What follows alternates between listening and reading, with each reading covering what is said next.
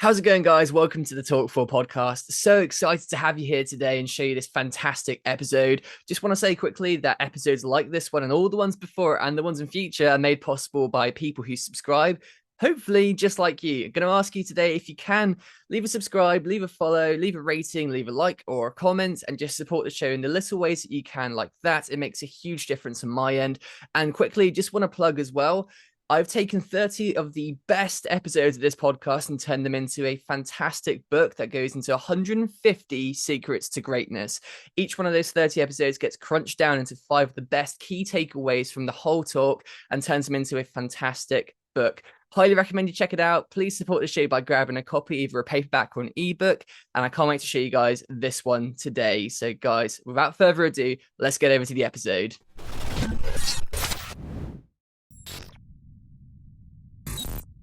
How's it going, guys? Welcome to episode 143 of Talk4, the Quickfire podcast, where we ask 4 great questions to unique and interesting people. Behind the mic today is your host, Louis Skupien.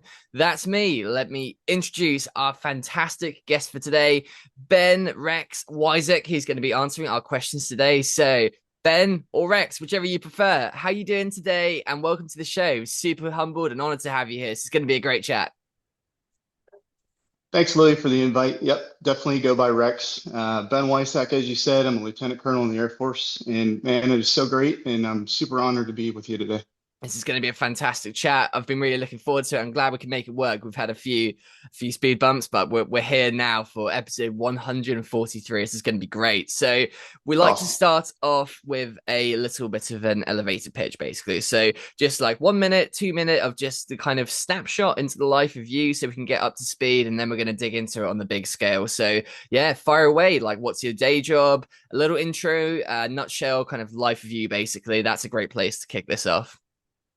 Yeah, Louis, pretty basic for me. So right now I'm currently sitting in the F-16 Test Director of the OFP-CTF down at Eglin Air Force Base, doing both operational and developmental tests for primarily the F-16. The squadron itself does both F-15 and F-16 testing.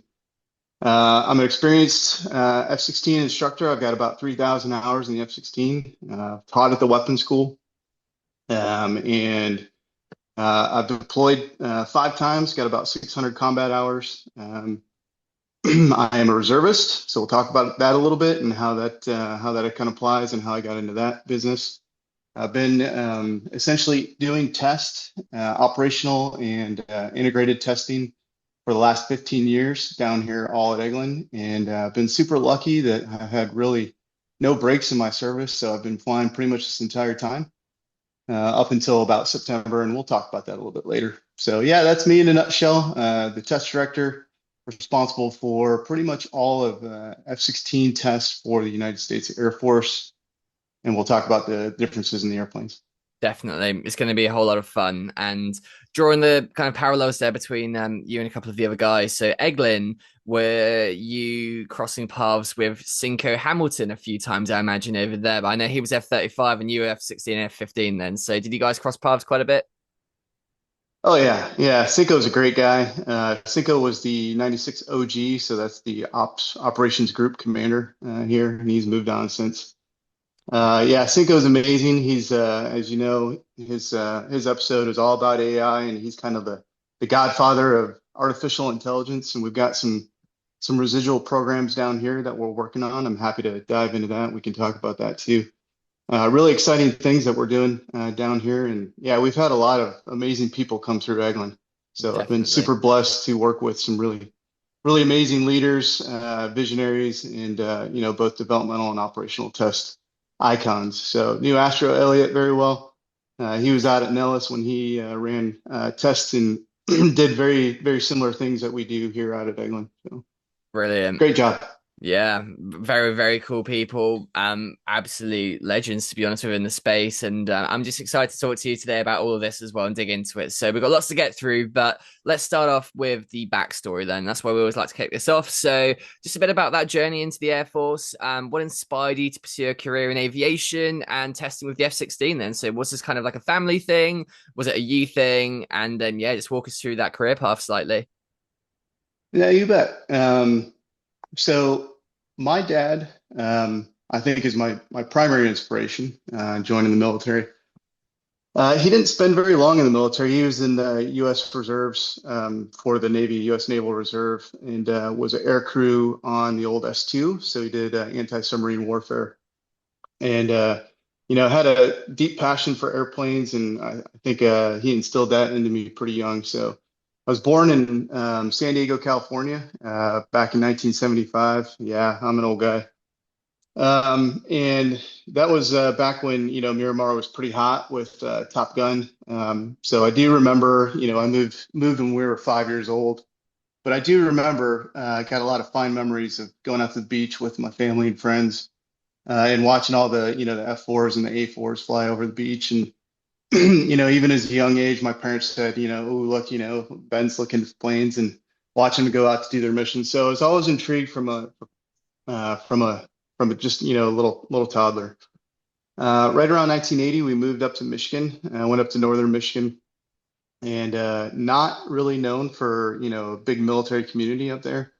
And we did have some Army bombing ranges, and they're back in the old days of the Reagan era. We had a bunch of B-52 bases in the northern tier up there. So Wart Smith and some up even farther up north in the Upper Peninsula of Michigan. So we would see B-52s, we'd see A-10s flying around a little bit, but there's really no military presence. My grandfather was Army Air Corps back in World War II. He served and worked on P-51s, which is by far my most favorite airplane. Don't tell all the bros, so, I'm cheating on the F-16, but yeah, the P-51, if I had a chance to get in one of those suckers, man, I would give an arm to do that. Um, but yeah, so I grew up in Michigan. Like I said, not really a huge military presence in my life, but I did grow up, doing a lot of sports. So, outdoor sports like, fishing and snowmobiling and skiing, and, riding dirt bikes and four-wheelers and three-wheelers and all the stuff, your typical northern kid does.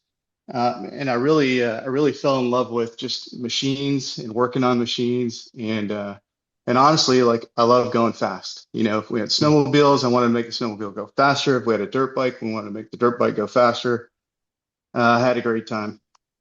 Uh, by the time I got to high school, I started playing sports. So football was kind of my jam. Did baseball, and did a stint in track that didn't work so well. I'm not a runner by any means, so I became a thrower. But the sports really drew me into a team camaraderie thing, and between just the love of machines, the love of airplanes, and for whatever reason, my early fascination with airplanes extended on. And at that point, I I think every pilot says this, and it's kind of cliche and corny, but it is true. The movie Top Gun came out in, what was it, 1986. And yeah, that was a major influence on me. I think my dad took me like 3 nights in a row to our little one movie theater place up in Houghton Lake, Michigan. And it was really cool. I really started to fall in love with airplanes. I really started studying them. And between the love of airplanes and flying, I went to go get my private pilot's license. That's what I was told was needed to move forward with my career.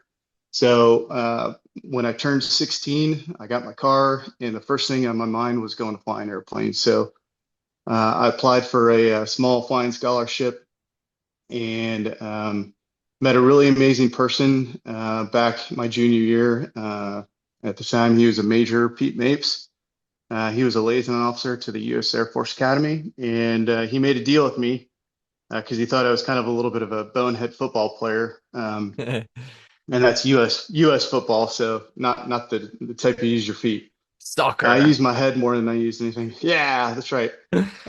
So he made a deal with me. He said, "Hey, if you can get the scholarship, I will do all your flight training for free." So the first 20 hours of instruction, he was offering up, and sure enough, I applied for this small scholarship, got it. Deal was a deal. The only thing is, I had to drive to him, and it was about an hour and a half down the road out to Wart Smith Air Force Base from where I live. And that was really, really kind of a turning point in my life that someone would do something like that for me. My parents, awesome parents, love them to death. Super supportive. They really pushed me, but having someone I didn't even know, that was the first figure that I really saw in uniform, and he gave me a tour of the base out of Wordsmith. Got to go fly a B-52 simulator, which was incredible. And as a 16-year-old, getting in that sim on base and having never been exposed to that, that really kind of turned me around and made a huge impact in my life. So yeah, I spent pretty much my all of my 16-year-old time and extra money flying airplanes, and then on my 17th birthday, went for my check ride, and that's the age when the earliest you can get in there to do that, and it worked out. And from there, I went to the Air Force Academy. I got recruited to play football, which was an interesting story. Hmm. And then from there, it just kind of went. So for my kind of growing up as a assignment in the F-16, I started at Columbus Air Force Base. From there, went to Luke for training back when F-16s were at Luke. Got blessed with an assignment to Aviano, then to Korea. And then from Korea, went to weapons school, then Cannon, and then really interesting, Cannon back to weapons school to teach. And then from weapons school, I ended up deciding that being active duty was not my cup of tea. So I really went and researched guard and reserve jobs, and ended up here at Eglin as a active switching into the reserve, which is why my career is so unique. And I've been here at Eglin since 2010. So I've had a very blessed, but a very unique and different career field that most don't do. Most U.S. officers will end up moving around every 2.5 years. And I was at that point where my family and I and the kids we were done traveling. So the reserve job worked out perfect, and man, I'm glad I got it. So very lucky and very fortunate. That's brilliant. So the F-16, was it always going to be the F-16 Mm-hmm. for you? Was that the dream one from word go? And I guess what made it so attractive to you? I mean, I know I could speak about the F-16 for days, man. I mean, it's just the coolest thing in the world. But yeah, for the people listening in, what was it for you that did it for you? Well, you bet. So as a kid, I loved all the airplanes. Guys are going to make fun of me for saying this. I thought the Eagle was amazing. I still do. I think the Eagle is an amazing airplane. Back then, you couldn't drop a Raptor. F-22s weren't a thing back when I went through pilot training. And F-35 was still on the drawing board. So our class in pilot training, I think we started with right around, the high 20s, low 30s. That's back when we did T-37. You split into T-38 for the fighter track. Our class only sent 4 guys into T-38s. And, out of those 30, we did have a lot of individuals SIE, that means self elimination essentially. And then a few wash out. So the numbers were dwindling quickly, but there were only 4 spots that went to 38s.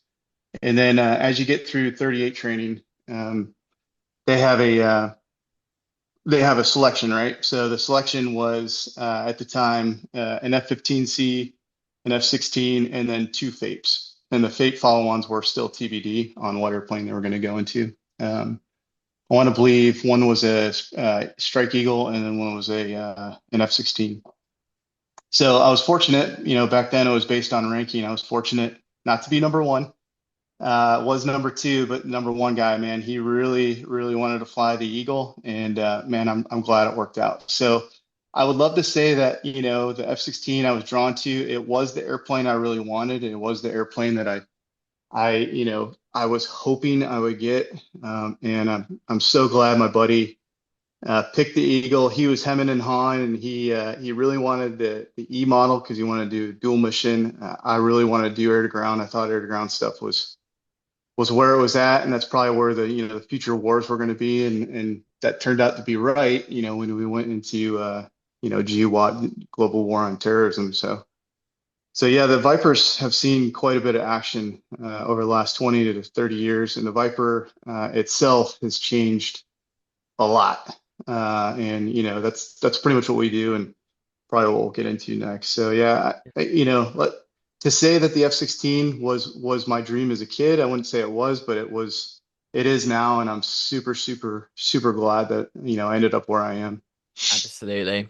Well, let's talk about that then. So, your role as the director of tests for the F-16 involves ensuring that these incredible airframes remain combat capable while reducing inefficiencies. Then, so let's dig into that. So, what does that look like? What is that exactly? What does that job entail? And what's kind of a typical day in the life looking like with that role for you then? Yeah, you bet, Louis. The first thing I will say about my job is there is no such thing as a typical day.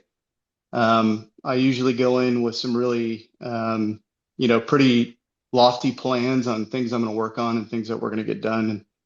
And I get diverted a lot along the way because we got a lot of stuff going on. Right now, our team at Eglin, I'm going to call it like a test enclave and a test enterprise. I do belong to a squadron. Like I said, the squadron's name is, we call it Alphabet Soup, is kind of a joke. It's OFP CTF, and it stands for Operational Flight Program. That's the OFP part, Combined Test Force. So the squadron has about 100 individuals in it, and we have two primary divisions, an F-15 flight and an F-16 flight. On top of that, we also have a pretty robust test support, and then the command staff, which is pretty typical of a squadron. Unlike most squadrons, we're not numbered, and the reason we're not a numbered squadron like the 555th or the 36th or the 16th squadrons is because we have a lot of civilians and contractors. So the ratio of active duty military is incredibly low compared to the amount of civil servants as well as the contractors. So in our division, in F-16 flight right now, we have 32 positions, and 9 of those are current vacant. So we are hiring. So shameless pitch, we do have contract and GS positions, and then we also have a few military spots that are open. So if you like test and you like the Panhandle area, some of the best beaches in the world, give me a call on LinkedIn, and if your resume is kicking, man, we'll give you a look. But right now, they've got about 23 people, and they don't work for me. And this is the best thing about being a test director. So I am the director of the program and not the people. You might think that's good. Some people might think that's bad. The bottom line is the beauty of the squadron takes very experienced. We look for what we call gray patch guys, mostly operational test with a weapons school background to manage the program. And the program is going to consist of, or the people are going to consist of a high mix of developmental test pilots, engineers. We have a lot of engineers, and we have a lot of engineer contractors as well as some analysts. We have essentially 20 airplanes at Eglin-ish, roughly, and there's 40 test airplanes throughout the CAF, if you will, the Combat Air Forces, separated at 4 different test locations. So we do the preponderance of developmental and integrated testing here at Eglin. Nellis Air Force Base has, I think they have 12 or so F-16s, and they do a lot of the operational tests. So they're going to do the tactics, techniques, and procedures. So they're going to take a lot of the hardware that we're working on integrating and/or software in the airplane, and they're going to really nug down on the tactics, and then they're going to be the primary conduit and the folks who are going to teach the Combat Air Force, all the squadrons that we have spread throughout the world, really, on how to effectively employ the F-16. Right now, we have in the F-16 kind of a unique situation going on. There's about 24 total programs that we're working on that are in various states. So before I kind of get too much in the F-16, I do just want to kind of explain this OFP CTF and why it's unique. Forgive me, I'm just going to go ahead and read our mission. I know that's a little bit cheesy and boring, but it kind of does hit home on what we do. So the mission of the CTF, for short, right, is to effectively and efficiently manage the end-to-end developmental and operational test requirements for all F-15 and F-16 software and hardware changes. Our vision is an integrated team of military civilian contractor professionals with developmental and operational test experience. And we focus on the F-16 and F-15 warfighter requirements. That end piece right there, I think, is the key and is the reason I love getting up and going to work every day. Is we focus on the warfighter requirements. The only thing that we care about, our team, is the warfighter and working back from the warfighter. And that's why the squadron picks mostly operational test folks, because we want the guys who have the most experience with the community, the operators, the guys downrange. We spend a lot of time with them, and I think that's one of the things that we've done really well. We have a lot of room to improve, but we are very in tune with our warfighters. We have essentially 20 bases throughout the world, several squadrons on the post block. So there's two flavors of F-16. We have a pre and a post block. The active duty manages mostly the post blocks, but we have a good smattering in the guard as well. So there's 600-ish post blocks and about 300 pre-blocks, so 900 total F-16s that are in the United States Air Force, and we're kind of dwindling down the pre-blocks because they're a little bit older.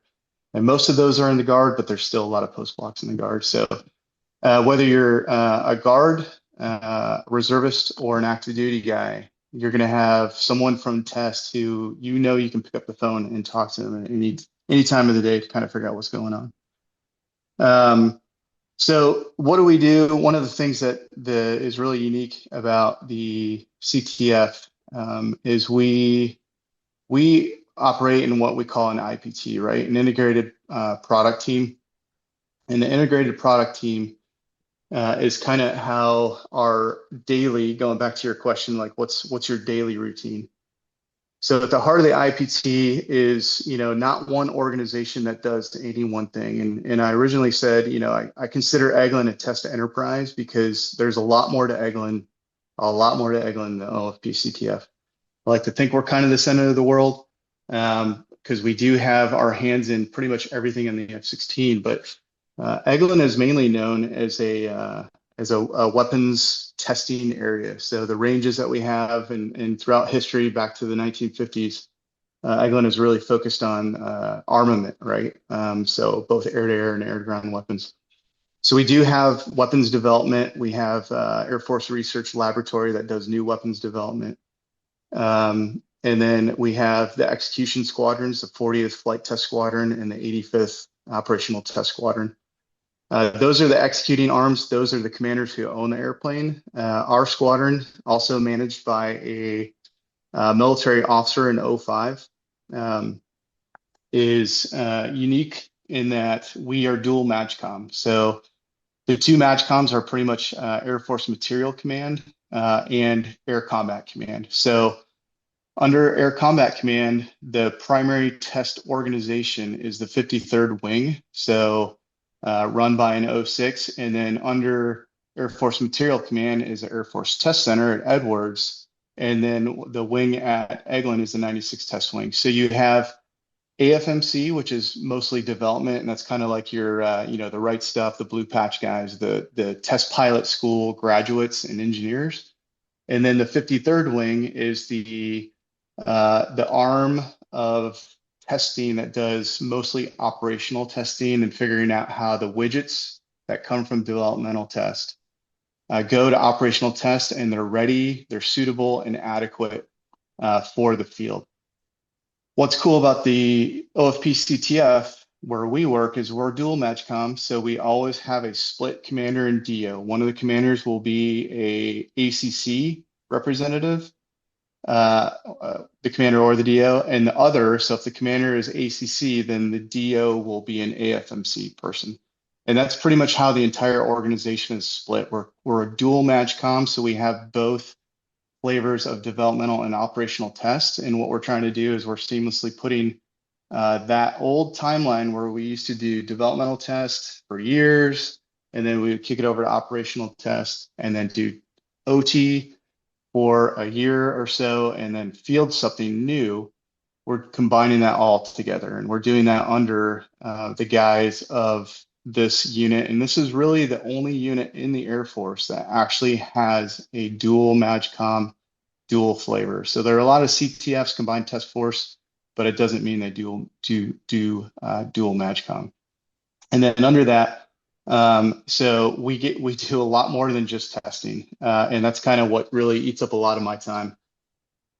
So going back to the integrated product team, the key enablers are you can't get anything to the CAF, to the warfighter, unless you have a good requirement. So for us, at the lowest level on requirements, that would be Air Combat Command, and it's called the A5 staff. So the A5 staff, they're out at Langley, Virginia. They're primarily responsible for executing what we call POM, and the POM is essentially how they request for money up through the headquarters of the Air Force and Congress, and then they are the staff writers who write the requirements for anything new we're going to get. So when we put the new AN APG 83 ESA in the jet, the primary requirement was derived through Air Combat Command.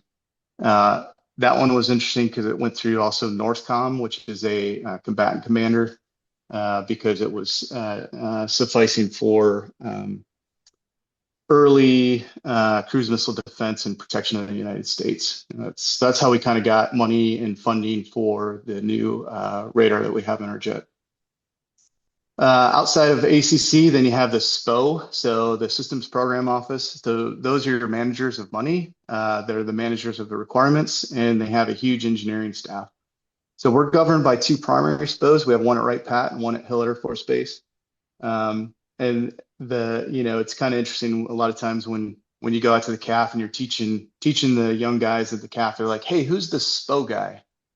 It's a lot more than just one person. So both organizations on the F-16 side have in excess of 100 people, and they're the ones who are really, kind of laying down the meat of how we get something from an acquisition into a reality, bring it up through the technology readiness level, put it into an aircraft.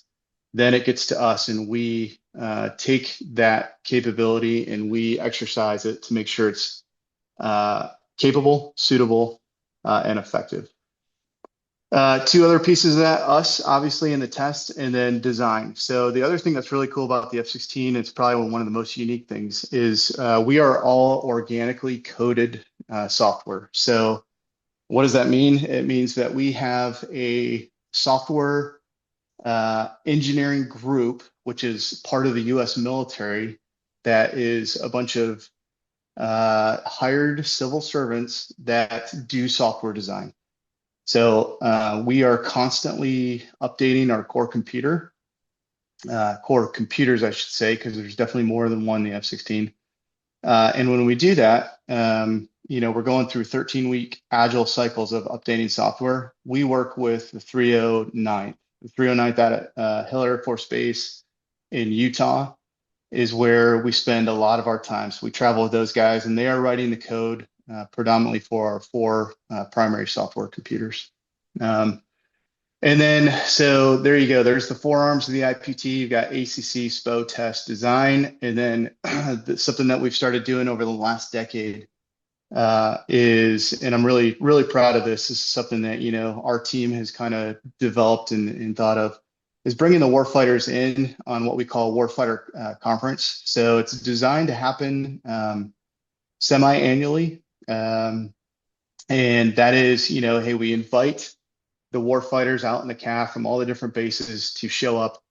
And it's usually a 2 to 3 day enterprise where we kind of get them caught up on what we're working on right now. So, hey, what's fielded for the software that you're fielded? Think of your iPhone, you're constantly going through upgrades on your iPhones. And then the stuff we're working on that's coming. And then what we do is we sit down and we give them a day or so of, we want your inputs on what you do and do not like. And here are some of the things that we're working on. And let's rank order those. So those go into what we call agile backlog. So we have, major enhancements, we have new things, and then we have things that are not quite working well. And what we do is we get the flavor of the warfighter to sit down with us and really, really help us shape requirements, because our staffs at the MAJCOM levels now They used to be teaming with, 10, 12, 13 staff officer pilots, rated guys with a lot of experience.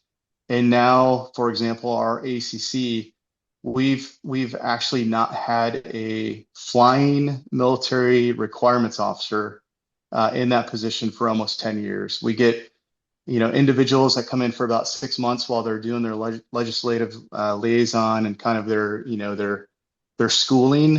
So they'll sit in that job temporarily, but we have not had really good inputs from the staff for a long time. So we're kind of making it up as we go. I know a lot of people probably won't like hearing that, but that's really, really the truth on how those things are kind of working.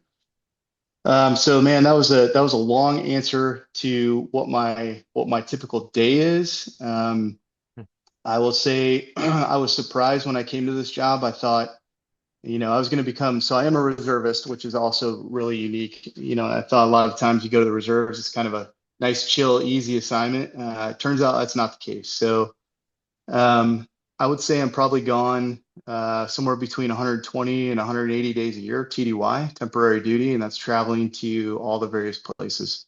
On top of that, we do deal with industry. So, for example, the ESA radar is a Northrop Grumman product. So we spend time with the company at Northrop Grumman to help shape the requirements for the radar. We got a new program called iViews. It's a integrated Viper electronic warfare suite, also Northrop Grumman. So we're spending time with those guys. And then, all the other various things on the airplane that we end up doing. Keeps us very busy. And like I said, with 24 totally different programs kind of going in all at various times. Our team really next all the way down from the requirement, all the way through getting it through tests, the program office. We make the fielding recommendation up to the Air Combat Command.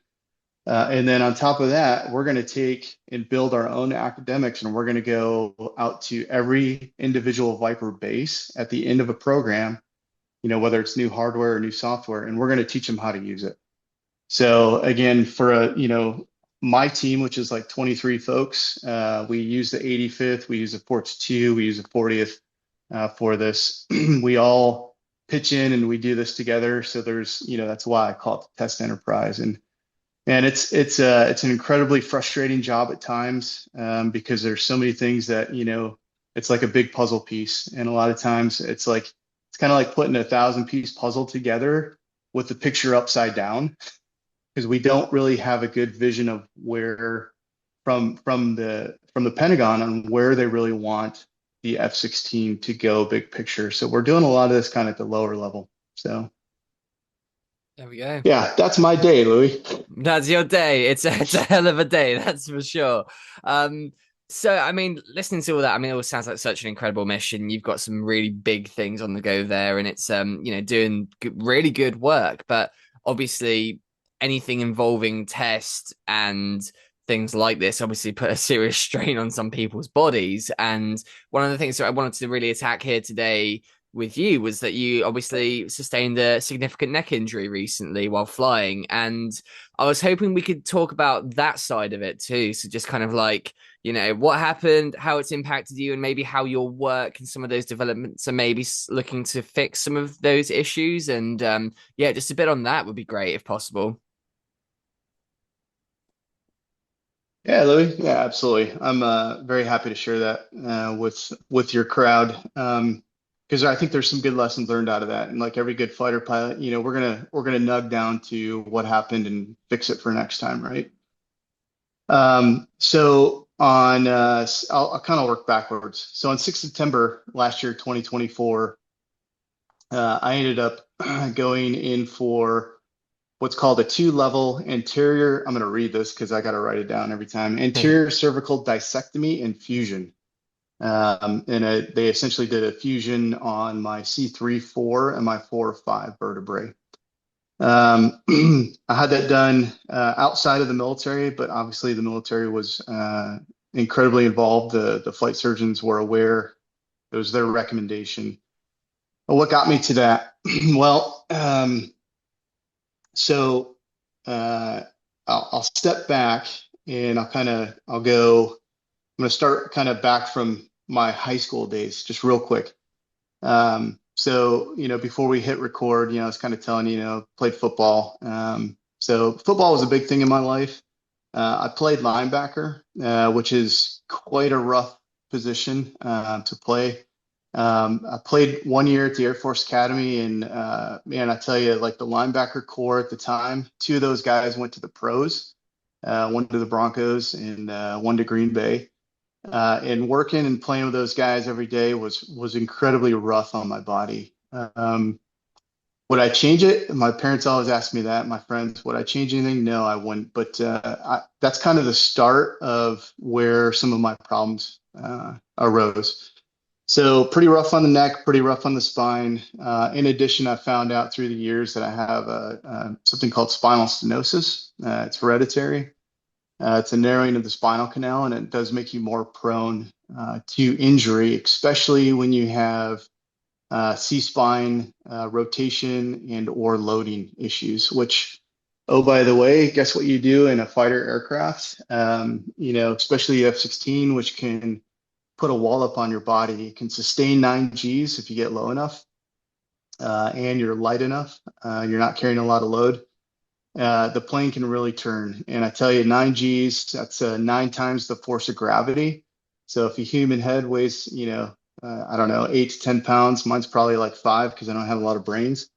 Multiply that by 9, and that's what your neck is supporting. So, yeah, I was a linebacker. Sure, I lifted weights. You bet. I could squat a lot. I could deadlift a lot. But, growing up in the 80s and the 90s, that's what it was about. It was about, your sports training. And I know you're an athlete, and sports training has really evolved and changed over the years. For us, when I grew up, it was you benched, you squatted, you deadlifted, and that was about it. Same thing when I became an F-16 pilot. It was, there was no emphasis whatsoever on the human body, right? It was, hey, you guys should go to the gym. Like we recommend you go to the gym. But, there was no programs, there was no training. Like nobody took it seriously other than like what you grew up with and what you did for yourself.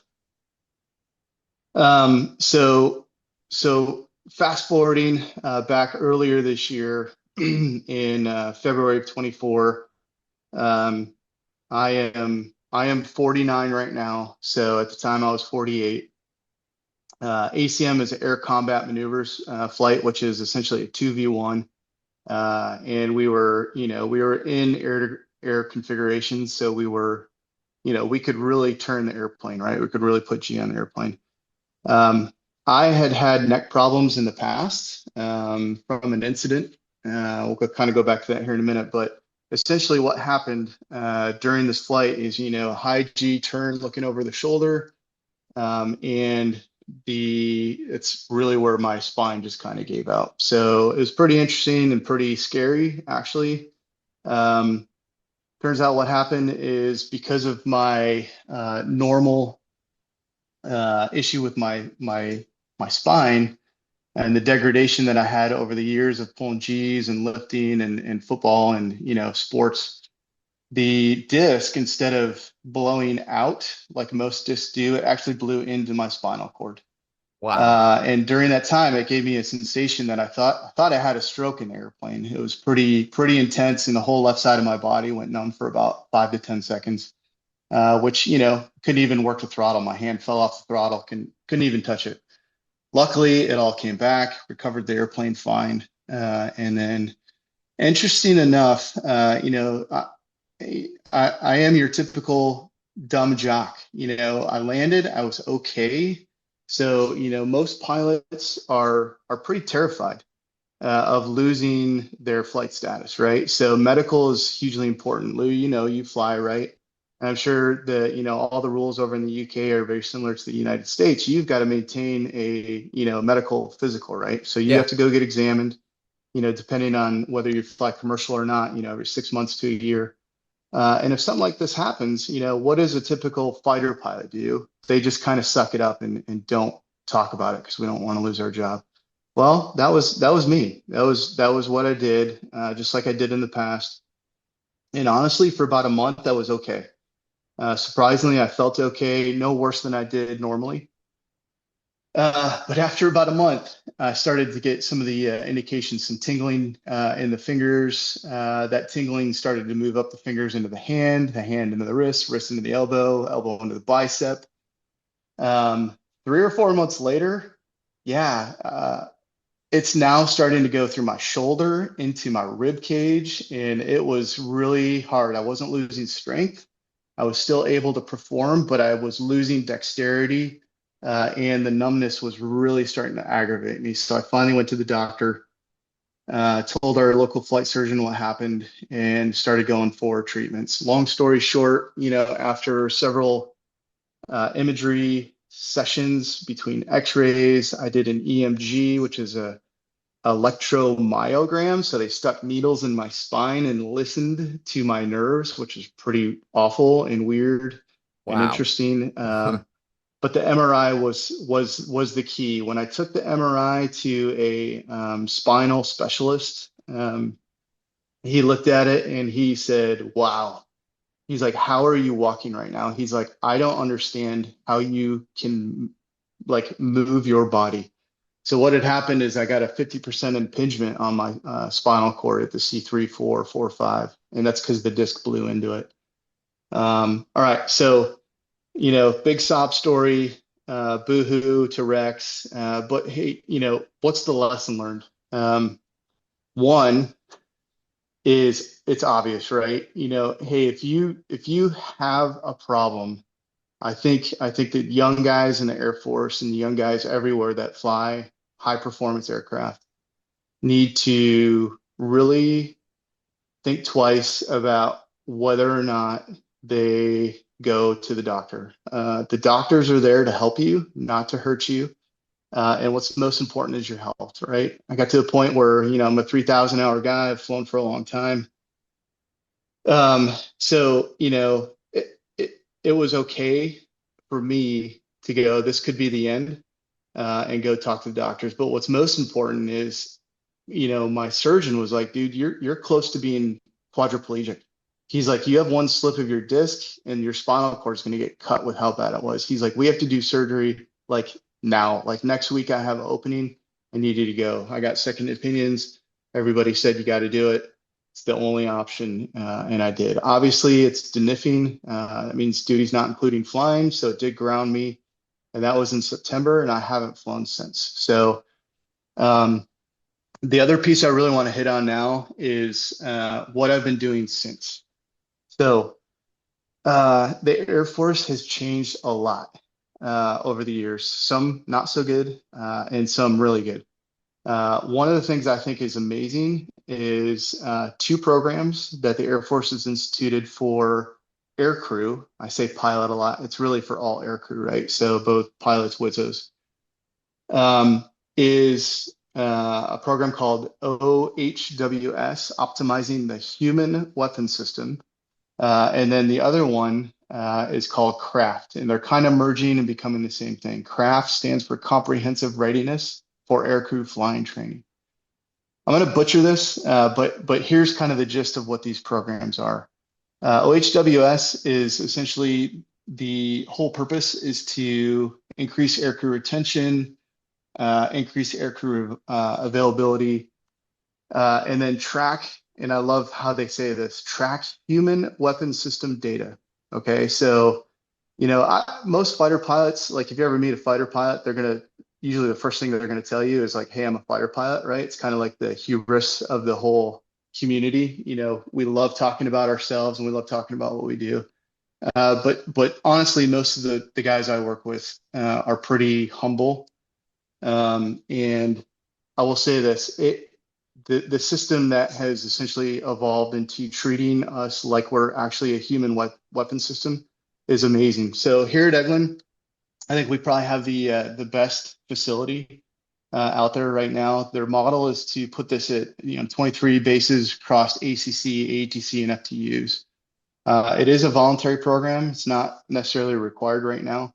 But what they do is they're now, for OHWS, they're now embedding athletic trainers, massage therapists, and physiological doctors, essentially, if you will, for mental aspects. The craft team and at Eglin goes even a little bit further. We have an embedded flight doctor down at the facility.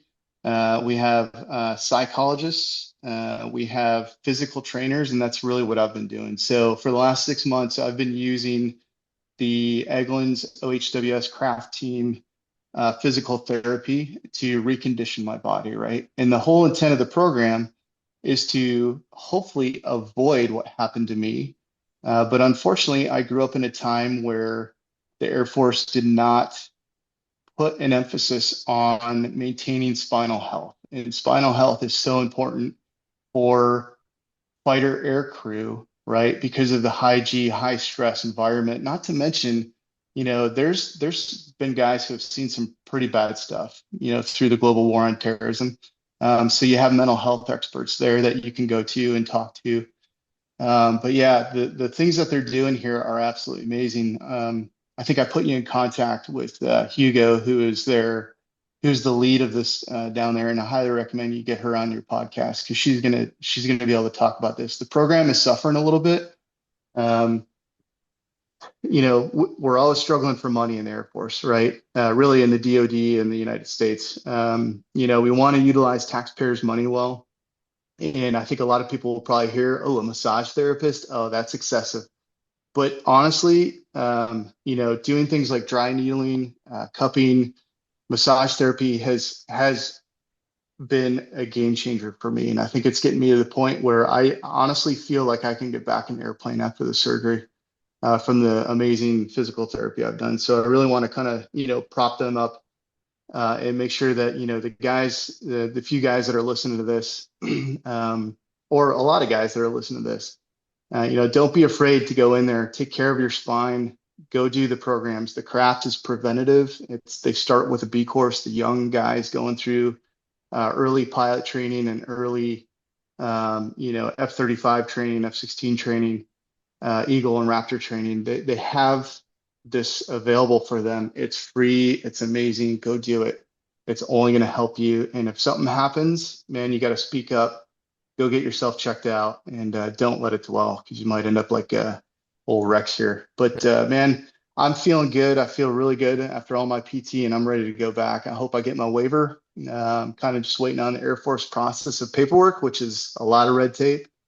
And we'll see what happens, Louis. But yeah, I'm real positive. I'm super happy that I've got these amazing people I can go work with. So thank you to the Air Force for developing this program. And thanks, Hugo, for making it awesome down there.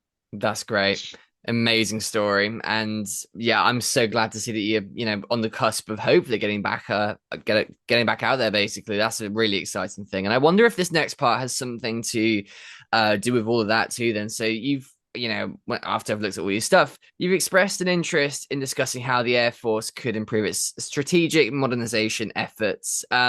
So is what you're talking about there one of those key areas that you think could be improved upon?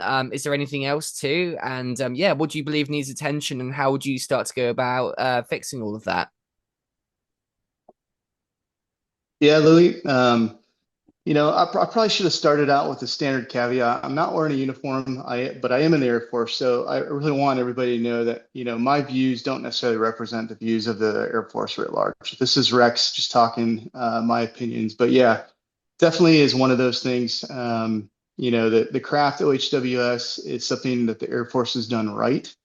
Although I think if you end up talking to Hugo, I think you're going to find the frustration is real with her because, just like everything that we're procuring for airplanes, they're still struggling for relevancy and the mission, as well as funding to execute the mission and the vision that they have. And they have a really good mission and vision. And I think it's worth pushing. Again, my opinion only. As far as the strategic part of the Air Force, I will say this, because we see the proverbial sausage being made, right, with the F-16. We are exposed, our team is exposed to a lot of things that the regular Air Force is not. And those are decisions at the higher level. Now, this is again, this is me, but our DoD acquisition system is 100% broken. I mean, I think you can go on any podcast and any one of the social medias out there where folks are talking about how we acquire new things and how we make them happen.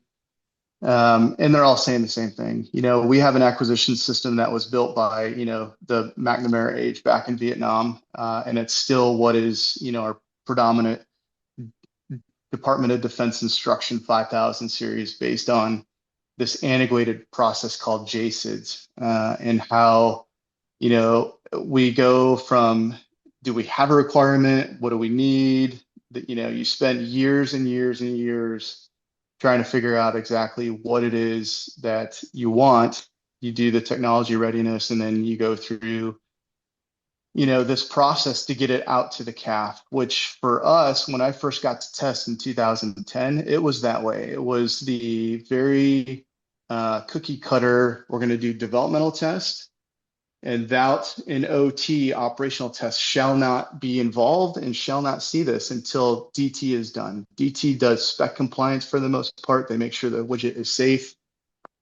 Well, again, I've kind of already alluded to with the CTF and how we've broken that paradigm where we've combined those. So while I can't do anything but complain about the acquisition system, we can, and we have, essentially established, I think, some pretty good initiatives within the test community. And I've already kind of alluded to those, some of those. The Warfighter Council, I think, has been something that is really useful for the community. And in our case, right, all the 1,000+ F-16 pilots that are out there through the CAF right now.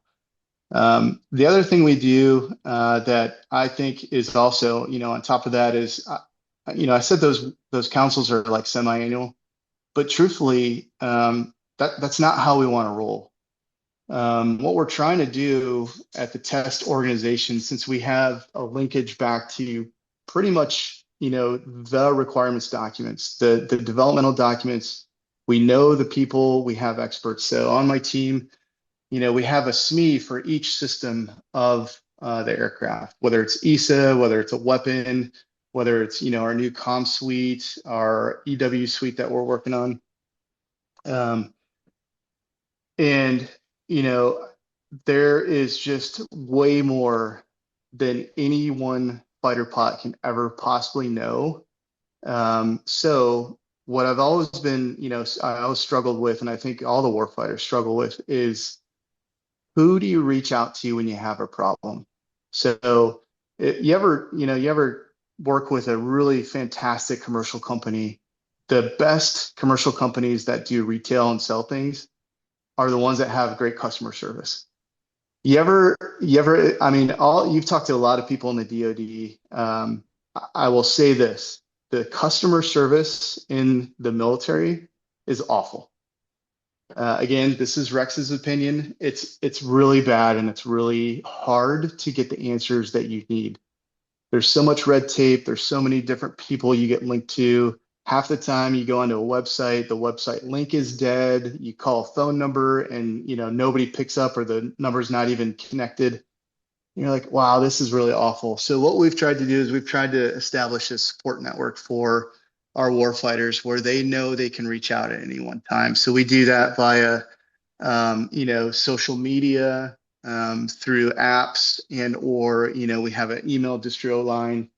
And then, we spend a lot of time getting out to the CAF. So one of the things we just did was we put a new software fix in about a month in one of the systems that allowed us to shoot single ship rockets.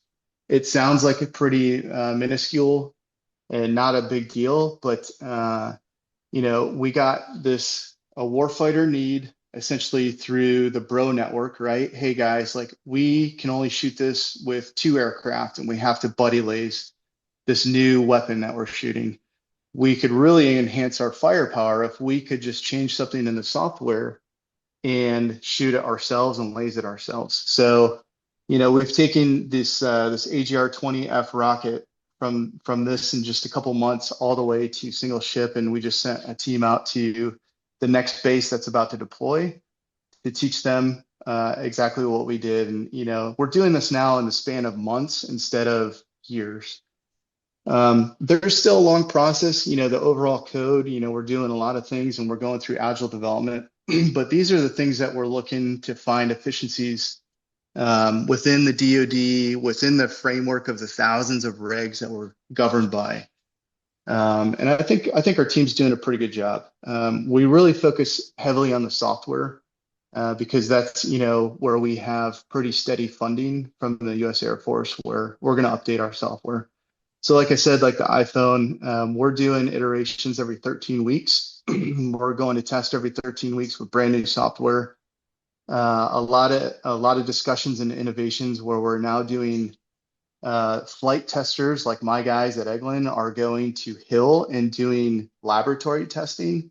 And we're bringing a lot of the developers and laboratory testers down to Eglin and Nellis and Edwards to watch how we test so we can start to integrate. We've started building our own networks where we can talk, and we're having, we usually have 2 to 3, sometimes 10 meetings a week where we're iterating through the software. So, while someone from a commercial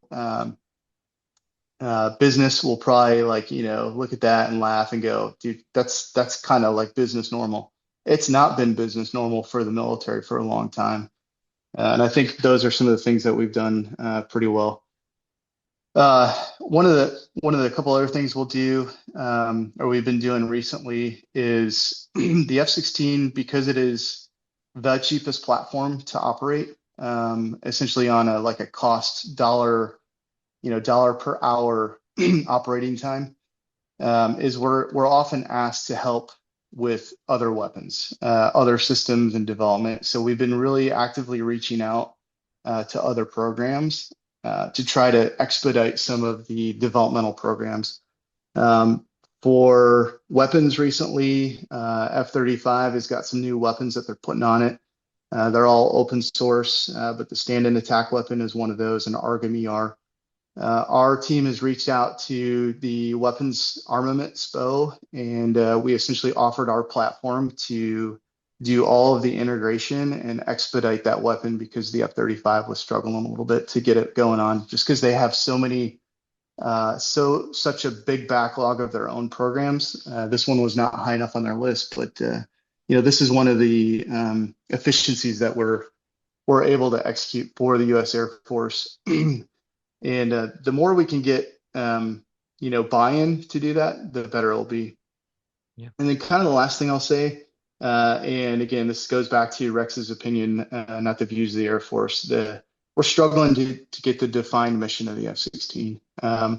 So the F-16 right now is the post blocks, the little bit newer ones called Block 40, Block 50, has a requirement to fly out to about 2040 plus.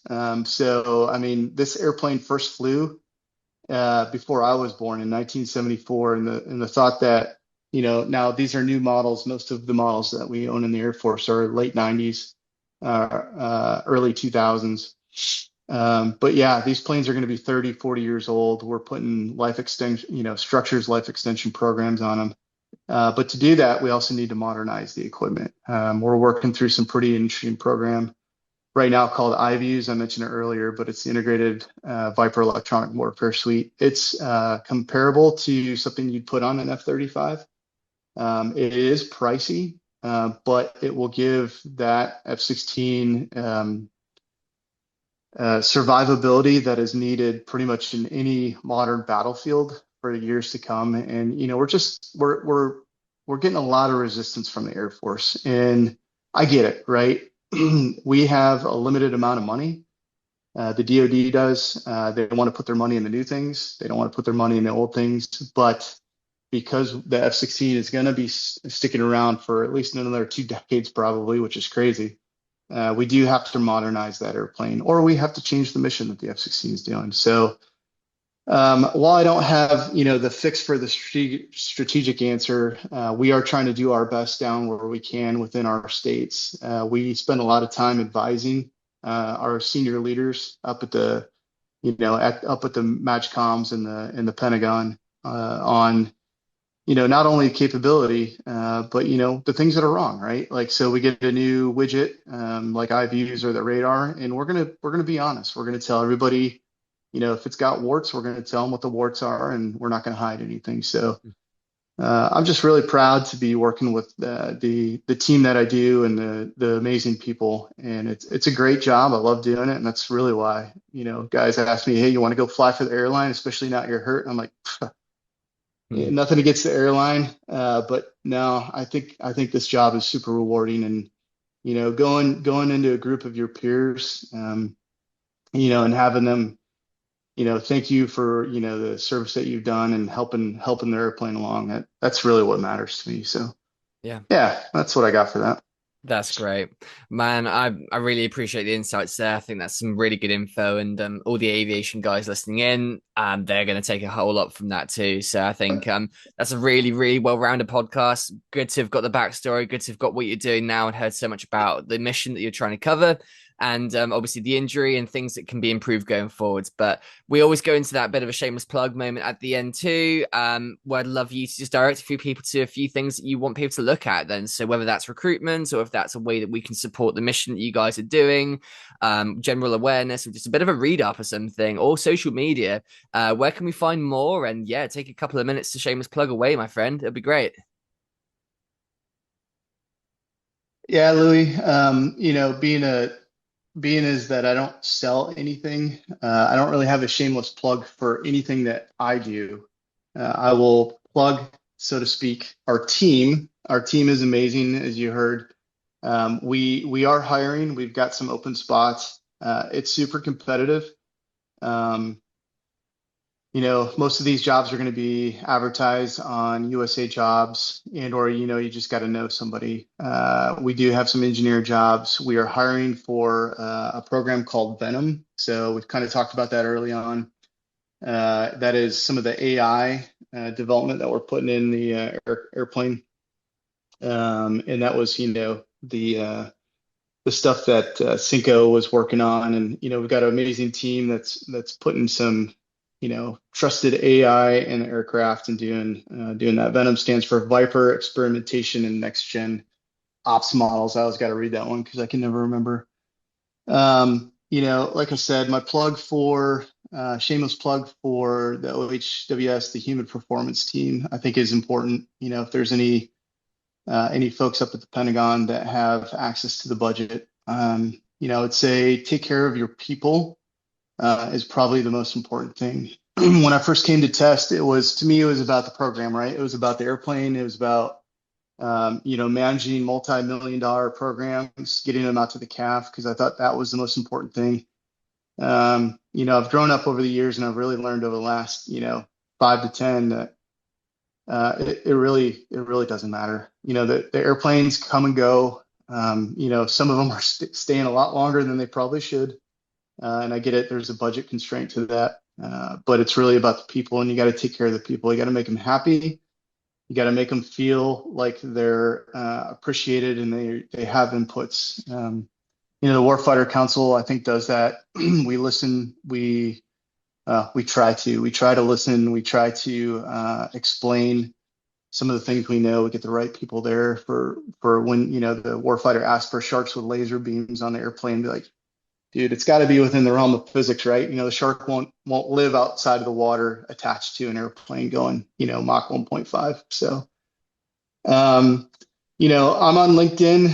Every once in a while, I'll drop some snarky comments. I don't post a lot. I try to stay off the Instagram. So I'm not going to plug anything on myself other than, test is amazing. We need good people in the Air Force. We need good people in the DoD. For the guys who are in the Air Force watching this, they're always going to hear me at the conferences say we need good staff officers. Our staffs have been gutted over the years. It's a thankless and frankly sometimes horrible job because you're not flying and the fighter pilot wants to fly. But we need good decision makers up in those positions to shape the Air Force and build our future leaders. So. Great. But yeah, that's my 2 cents. Thanks for giving me the platform and the time today, Louis, to kind of say my 2 cents. And Man, I really do. I do want to say I appreciate your podcast, your energy. It's fun listening to you, and yeah, I've really enjoyed your pods over the last few years. So, That's great. I'm so glad, man. I really, really appreciate you. And yeah, Rex, what an honor, what an absolute pleasure. And I can't wait to see how your career progresses and hopefully get to see you back in the Viper soon. But for now, man, thank you for joining me today for the Talk4 podcast. Absolute honor, pleasure. Thank you. it was my pleasure, Louis. Thank you. And thank you guys for listening. This was episode 143. If you'd like to listen to the past episodes, go and have a look at the channel. And if you'd like to listen in for the future ones too, make sure to hit that subscribe button and spread some love. Leave a like, leave a comment, leave a rating. See you in the next one. Good night.